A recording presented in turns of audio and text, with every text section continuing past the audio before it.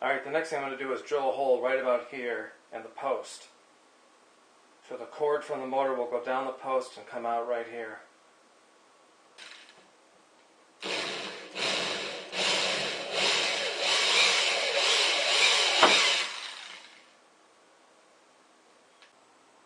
Okay, and this part's optional, but I'm going to go ahead and solder the wires right onto the motor, just for a good tight connection.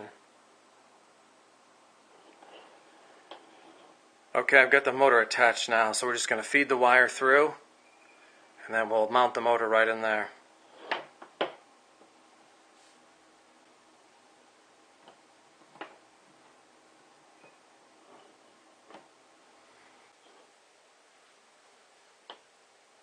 And when you drop it in,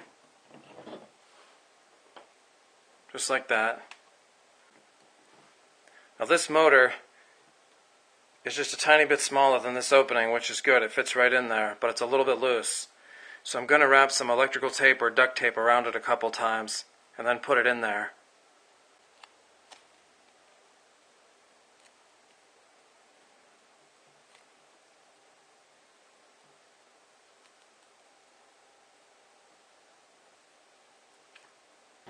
Now before you put it in there, pop the blade on.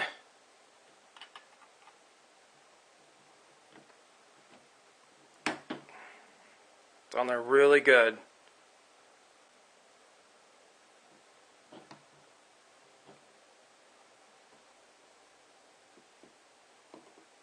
Man, that's good. That's never coming out of there.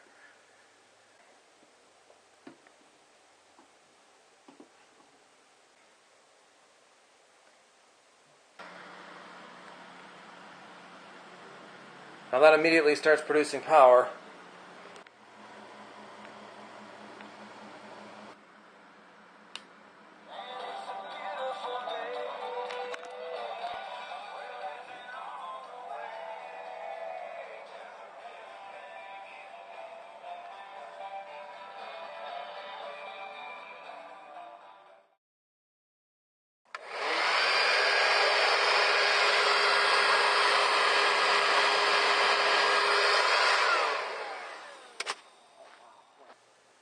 Okay, just one last thing I wanted to show you. This is the basic setup if you want to run AC off this. You just go from the turbine to the battery to the 12-volt socket, and then plug a small AC inverter into a 12-volt socket like that. A lot of those have little ports on them, so you can charge electronic devices too, like your phones, iPads, things like that. The one thing I don't have, I can't show this running right now, it'll have to be a future video. You do need a small charge controller to go between the turbine and the battery. You can't just do a direct connector, the battery just tries to run the motor.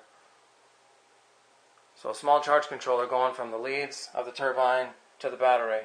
But once you get that, then you just go, you clamp on a 12-volt socket, and you can run things directly off that if you want to do 12-volt DC appliances or lights. If you want to do AC, just buy a small inverter like that. Just plugs in, and then you can see, you just plug in regular stuff.